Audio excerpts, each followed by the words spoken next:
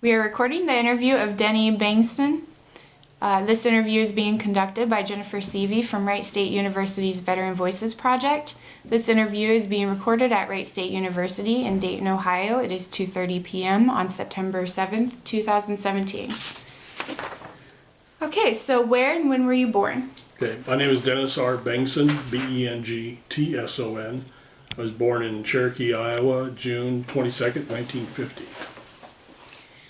Who were your parents and what were their occupations?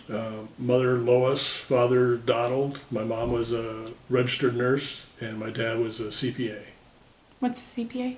a certified public accountant, Okay. do taxes. What were you doing before you entered the service? Before service, I drove a Caterpillar with a D7 CC series and had a big blade on the front, and we used to knock down trees and build berms, ramparts and stuff. So what made you decide to join the military? When I graduated from high school in '69, I didn't have the grades to join college, didn't have the money to join college, and I'd already went and got a draft physical and then got certified 1A, and I got a real low draft number, and I don't remember what the number was now, but it was really low, and I knew I was going to get drafted, and I didn't want to go in the military as a draftee. So I was checking into the services. I didn't want to go to Vietnam, but I checked with the Marine Corps, and it's like 100% of the Marine Corps was going to Vietnam. And I checked with the Army, and about 85% of the Army was going to Vietnam. So I was looking at possibly the Navy. But I'm from landlocked Iowa, and if I was aboard a ship in the Navy out on the ocean, not being able to see land, and I wasn't sure I could grasp that concept, so I joined the Air Force, and I wasn't even in the Air Force a year, and I was sitting in Vietnam, so, and only 35% of the Air Force was going to Vietnam at the time. So where did you go for basic training? Lackland Air Force Base in Texas, San Antonio, Texas. What was that like for you? Very structured, and I never had any idea what the military basic was like before I got there. I'd seen stuff in the movies, but it seemed kind of light compared to what I'd seen in the movies. But I got there December 12th of '69, and I wasn't supposed to actually go until 1970. I was in a delayed enlistment program, but somebody got sick, and he was at the bottom of that list, and I was at the top of the other list, so I got bumped up to go before. And Christmas, I was in New Year's, I was in basic, and none of those days were counted as training days. You have to be in basic for so many training days, and the holidays don't count. Plus, the first 2 weeks I was there, you can't start your training to actually count the training days until your sister flight fills out. They have to have all their complement of people, then you kind of compete with each other as you go through basic.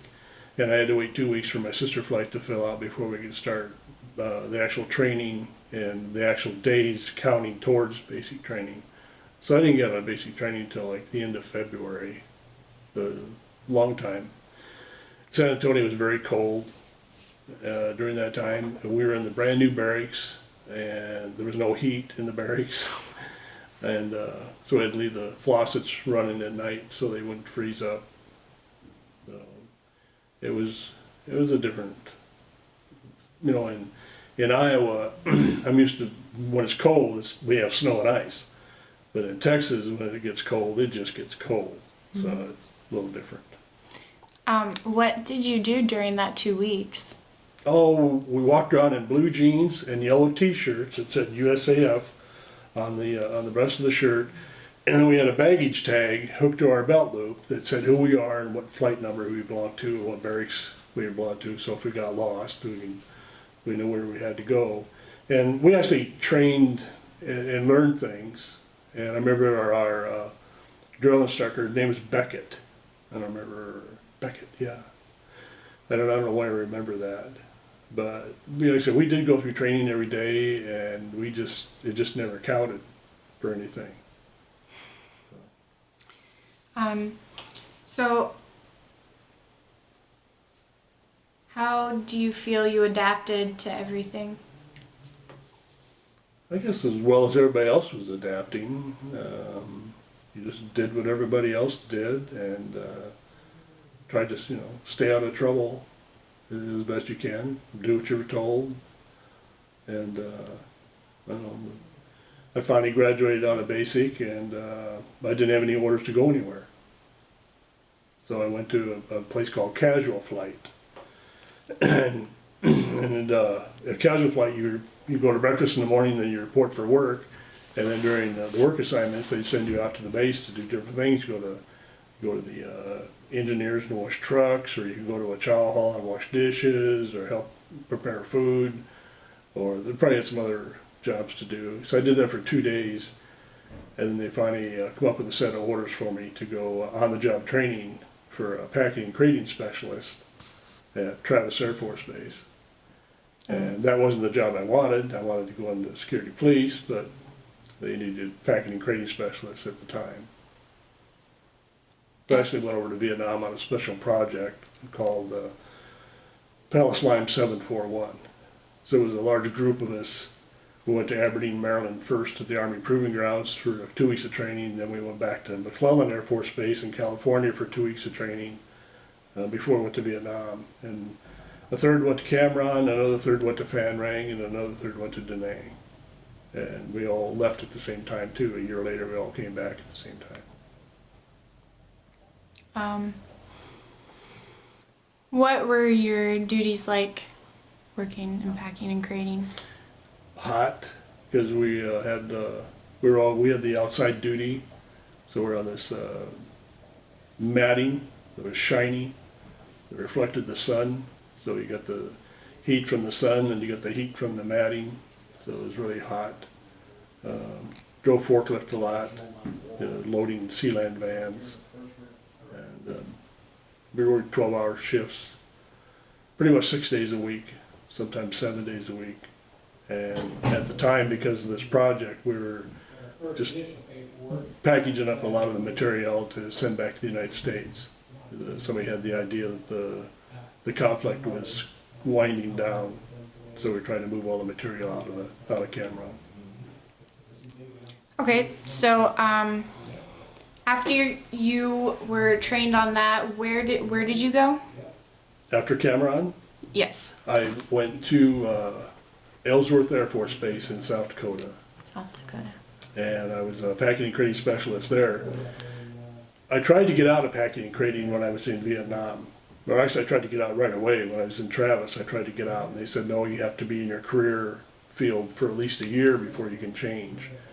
So, like I said, I wasn't even in the career a year, and I was sitting in Vietnam. So when my year was up in Vietnam, I said I want to change careers. And they said, no, you can't change it in a combat zone. You can only change it in CONUS, back in the continental United States. So when I got back to Ellsworth, I wanted to get out of packing and crating, and wanted to go to security police. So I went down and talked to them, and they were all for it. They really wanted me, and they said, do we want aircraft security or missile security? And I said, well, I didn't want either one of those. I wanted law enforcement security. They said, oh, they got a big waiting list. It'd be a couple of years before I would get the job that I wanted. So they would be willing to take me out to the other two places, but I didn't want that. So I ended up going to the motor pool.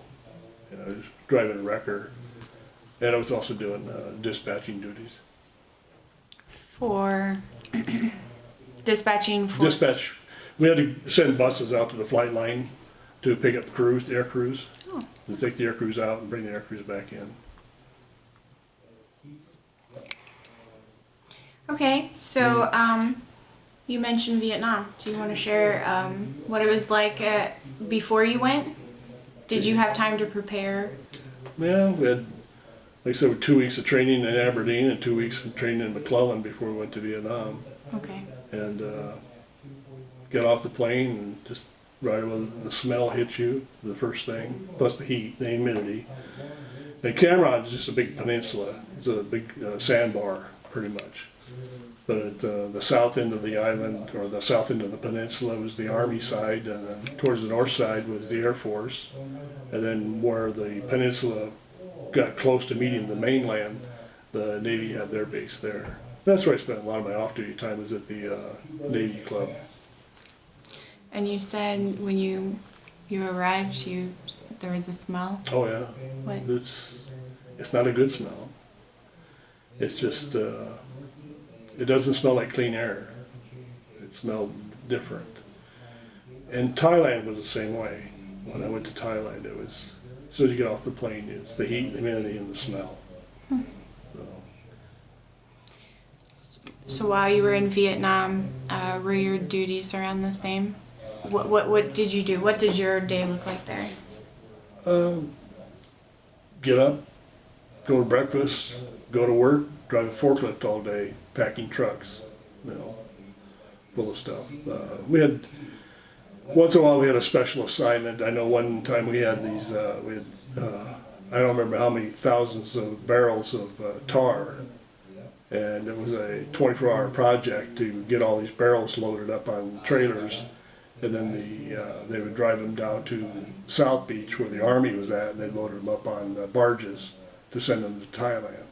All these barrels of tar that the United States didn't want to give up or leave there at Cameron. And it was a 24-hour operation, and we didn't really have the lights to do it at night, but we did anyway. And some of the forks of the forklifts would pierce the drum every once in a while, so we'd have tar all over. And at the end of the 24 hours, we were covered in tar. We had to throw all our clothes and boots away and get all new issues. So that was a messy project.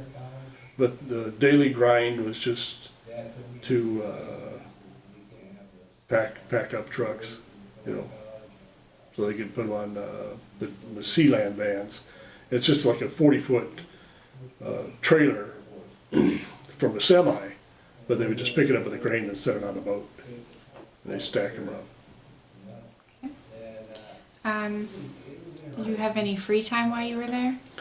Once in a while we got Sundays off, and we go to the enlisted men's beach, and which was really nice. And they said the beach and the sand there was equivalent to what you'd find in the Riviera, the French Riviera. So the beach was really nice. And I traded a camera with a guy for a set of fins and a snorkel and a mask. So I was doing some snorkeling while I was there, and until I ran across a sea snake, and then it was time to get out of the water. And I didn't get in the water much after that. Blame you. How did you keep in contact with family and friends back home? Well, I wrote letters, and then I wrote back once or twice. They also had a thing called Mars radio, where you had to like sign up for it ahead of time, and it had to be all pre-programmed and everything. And when they would make the call, they'd get whoever's on the other line who you wanted to talk with, and then they got a little instruction on how to talk over the Mars radio. And at the end, like when I was talking to my mom, she would have, when she was done talking, she would say over, and then they flipped the switch, and then I could talk, and then I'd talk and say what I had to say. Then I was done, I'd say over, and then they flipped the switch, and then my mom would talk and go back and forth. And I did that a couple of times during the time I was there. Not heard of that one. So you were in Vietnam for how long? A year. A year. Yeah. And then you went... When I was assigned to the motor pool at Ellsworth Air Force Base, I got orders to go temporary duty to Utapao, Thailand. Okay. And then myself and another mechanic from the field maintenance was on my orders with me. And I knew he was from organizational maintenance, and I knew what they did. But I was from the motor pool. I drove records, I drove trucks, I drove buses. You know, I'm going to an OMS squadron. What does an OMS squadron need of the person that drives? I had no idea what I was doing until I got to Thailand, and then I found out I was driving Uke tractors, which is a big 33,000-pound tractor, and you hook up a bomber bar or a tanker bar, whichever plane you're going to pull, and you tow the bomber or tow the tanker on the flight line to do in and out of revetments and stuff. And I did that for 6 months. Were you already trained for that, or did you have to get extra training? No, I got trained when I got there. Okay. It was like on-the-job training. And you said that was a temporary one, so Yeah, how it was long? 6 months. 6 months. Were you able to have free time there as well? Oh, yeah. I was in charge of the drivers on the west side of the base, and there was another staff sergeant was in charge of the drivers on the east side of the base, and we roomed together. He had a 70 Pontiac Firebird Formula, and I had a 70 Pontiac Firebird Formula. Mine was brown, his was green. He was from Myrtle Beach, South Carolina, and so we had a lot. We had a lot in common. Neither of us were married at the time, and he knew all about how to tour Thailand. So he showed me around Bangkok, showed me around Pattaya Beach. Went there numerous times. One time we rented motorcycles. We were renting motorcycles around Thailand, and we weren't supposed to. It was just the provost marshal had outlawed military for driving motorcycles. But we did it anyway. And it was a good time. The one thing I do regret though is that I didn't take enough photos. I took photos when I was in Bangkok. I don't remember taking any photos after that. Before that or after that. I don't know why. I didn't. I should have. I wish I had it. Yeah. How did you keep in contact with your family and friends while you were? Just mail at that time. I didn't use any Mars radio at that time. It was just mail. Okay. And I'm not big on writing letters either, so I sent postcards once in a while and maybe a few letters here and there, but it wasn't a deal where I sat down and wrote people every day. I wasn't into that. They couldn't read my writing anyway. Okay, so after Thailand, what time frame, when you were in Vietnam or in Thailand, did you get any feedback from the media about how the Americans were feeling about everyone in Vietnam? The only feedback I got was when we were leaving Vietnam, and we were told at the time as soon as we could, we flew to McCord Air Force Base when we came back up in Washington, and before we left the base, they wanted us to switch into civilian clothes. So when the taxi took us to Seattle Tacoma International Airport, we were in civilian clothes. It was at nighttime anyway, so there wasn't anybody demonstrating there in the middle of the night, and so that was the only media contact that I had at the time. Did you have any experiences when you came back home from Vietnam? No. No. Nothing I can think of. How were you received by your family and the community? Mason City, Iowa, at the time was about 32,000 people, and I wasn't really from Mason City, so I didn't know anybody, and they didn't know me. My family was happy to see me and stuff, but growing up, I lived in like 12 different cities in about 6 different states before I graduated from high school.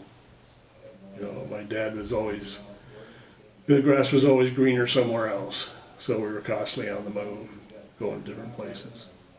So when I was I graduated from high school from Everly High School in Iowa, and it's way up in the northwest corner of the state. And my folks, when I graduated, they moved to Mason City. Grass is always greener, but I stayed in Everly, and I stayed with my best friend because I had this job driving Caterpillars, and it was a good paying job, and I liked being around the big heavy equipment and stuff. And then I was going to get drafted and join the military, so I put Mason City down as my home address at the time. So when I discharged back to Mason City, but they didn't know me. I didn't know them. So after Thailand, where did you go? Well, that summer I went to, took my first semester of college at the junior college there in Mason City. That was the winter semester of '74. And that June of '74, I got hired on the Mason City Police Department full time. And I spent the next 37 years there. What did you do? I made it all the way up to the captain of administration.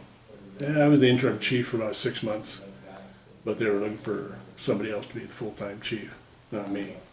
And then during the time I was on the police force, one of my friends that had quit earlier got to be the base, or he was the company commander for the local guard unit in Mason City. It was a transportation company, driving trucks, around big heavy equipment.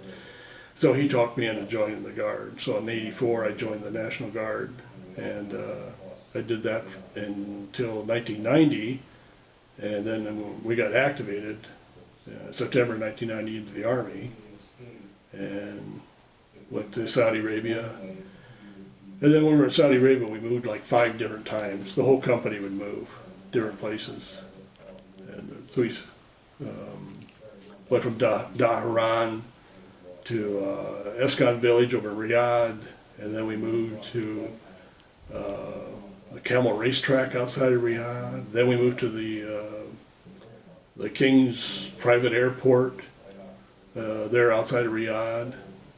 Then we moved way over up to the northeast part of the country by Kuwait, and stayed there for a while. Then I got a temporary assignment with 40 drivers and another officer, and I was the NCOIC. We went to the Kingdom of Bahrain, and we were hauling munitions out of Bahrain for the Marines. And some of the stuff we moved to a cantonment area where they just buried it in the sand for the next war. And then some of the stuff they took it to a cantonment area where different countries in the coalition could come in and buy the weapons or buy the munitions that we had stored there, that we had dropped off there. And then we moved to Khobar Towers, back around near Dhahran, and then that's where we left from to come back the summer of '91. What were your duties in Saudi Arabia? Was it similar to what you experienced in Vietnam and Thailand? No, because in Vietnam I was on the base, never left. My temporary duty to Phang Rang for 30 days to move F-105 tip tanks out. Utapao, never left to Utapao unless it was vacationing to Bangkok or to Pattaya Beach. Being in the Guard with the transportation unit, we're on the road. So we're constantly convoying all over Saudi Arabia. And not me specifically, but one of our squads in our company were the first transportation units in Kuwait after it was liberated, taking up blankets and water into Kuwait City. So I got to go up to Kuwait City a week or two after they got stationed in there, and they still had the oil well fires going when I got there. It was just like broad daylight, but it was like dark at night. I mean, it was like noon, but it was dark like night, like an eclipse almost, type thing. A lot of smoke in the air, and spent a couple of days there. Then went back to Saudi Arabia. Took us a long time to clean our equipment and get all the clay and the sand and stuff off. So, and that's not sand over there either. It's 10,000 years of dried up camel crap, is what it is. So it was a hard time getting that off. But it was an experience, but we were on the road all the time, and I was mostly a convoy commander, and we'd run anywhere from 5 to 15 trucks at a time, mostly full of munitions. When we first got there, we hauled a lot of water and stuff, but then later on we were just hauling munitions. Well, any type or size you could think of, multiple rocket launchers, 105s, 155s, 50 caliber, M16, all kinds of ammo. We did that for the whole time we were there. What was the biggest challenge you had in Saudi Arabia? In our particular company, there was some NCOs that were the same rank that I was that never got on a truck, and I was on the trucks all the time. You know, being the convoy commander, going here, going there, and stuff. And then I got to go to Bahrain, and we were down there for 20 days, I think. And we were only supposed to be there for 10, but the major we were working for, from the Marine Corps side, said we'd haul more stuff in our 10 days that would be in there than the other 2 transportation companies that were there before us in the time we were there, and he wanted to keep us another 10 days. And we said, well, I'm just a lowly NCO, and the lieutenant's just a lowly little lieutenant, and we're in the Army, and you're in the Marine Corps, so we can't tell you yes. You're gonna have to go up the chain and across and back down the chain to us. And so he talked to his colonel, who talked to the general, who talked to the Army general, who talked to the Army colonel, and they said, yeah, we could spend another 10 days there. But our first sergeant blamed me. He said, I bet that Bengtson had something to do with them spending another 10 days, because it was during that time the company had to move from way up north down to Escott Village, or excuse me, up to Cobart Towers outside Deveron. So I had 20 people with me, 40 people with me that weren't helping with the move. So they had to move all our stuff, they had to move all the tents and everything by themselves, not without us. So he was kind of torqued off about that. And I don't know what makes him think a lonely staff sergeant in a foreign country had the authority to keep 40 Army guys, working for the Marine Corps for an extra 10 days. I didn't have that much power. He thought I did.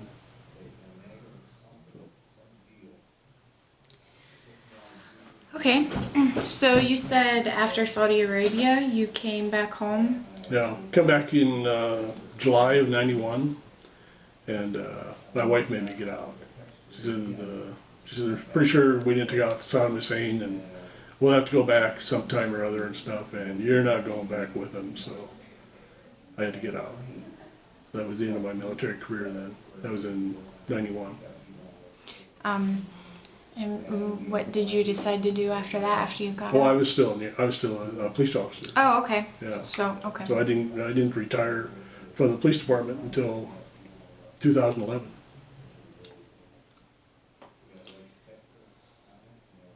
Okay. Are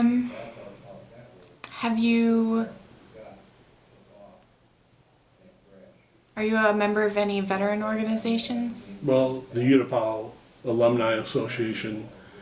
On Facebook, I'm with the Together We Served and stuff. I'm a member of the Veterans of Foreign Wars. When I was in the Air Force, or excuse me, when I was in the police department, I went to the FBI National Academy in 1998. So I'm a FBI NAA grad, and I belong to that association.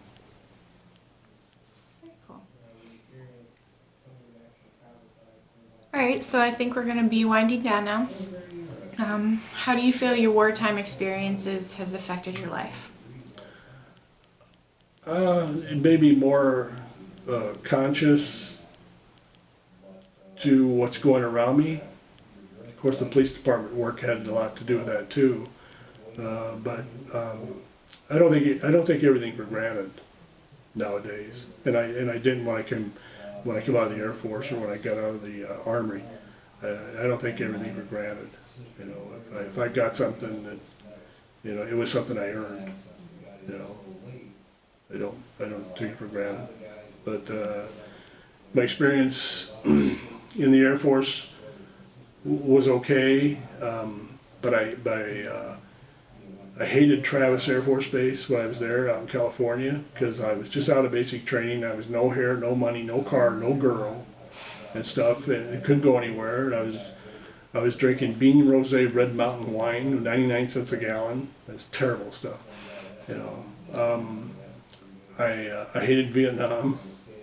I hated Ellsworth, South Dakota. There's absolutely nothing up there, and it's a SAC base, Strategic Air Command. So it's a lot of polishing your shoes, spit and polish and stuff. I had a great time in Utapau, Thailand.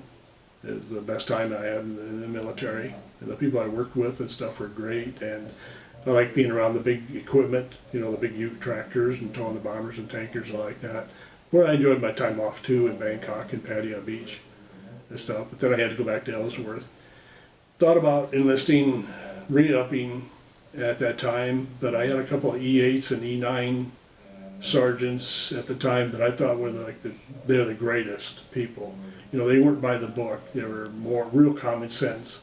And the war was winding down in Vietnam, and they dumped them both. They had forced retirement, and it really pissed me off. So when I left the Air Force, I had kind of a sour taste in my mouth for the Air Force. And I think that's why when my friend wanted me to join the Guard, you know, I was still, I think, a little pissed off about it. So that's why I held back for a while before I actually joined. But once I did join, I liked the camaraderie is what I like. And then the police department too. When I retired from the police department, that's what I missed, is the camaraderie. And I guess that's why we're in Dayton, Ohio now, is that Utah Alumni Association. It's the camaraderie. I mean, I met a guy today, this morning, that I have not seen in 44 years. And we did the same job. He drove root tractors. We were at Utah at the same time. He was over on the east side of the base. I was on the west side of the base, but rode the bus together, in the chow holes together, barracks, you know, together. So the camaraderie is what makes it. Definitely not the money. What message would you like to leave to future generations who will watch this interview? I think everybody ought to go in the military. I think it ought to be like, I think Israeli have it's a mandatory military thing for 2 years. Everybody coming out of high school has to go to the military for 2 years. I think everybody should go into the military for 2 years and be mandated to go. But if you do go, keep your ears open, keep your mouth shut, work hard, show up early, stay late if necessary, don't bitch about it. You know, just do the job and get it, and do the job whatever is required to get it done. Is there anything you feel like we haven't discussed that you'd like to share? Nah, probably some things I couldn't tell you on video. No, I can't think of any. Okay. Thanks. Well, that concludes our interview, and thank you for your service. Thank you.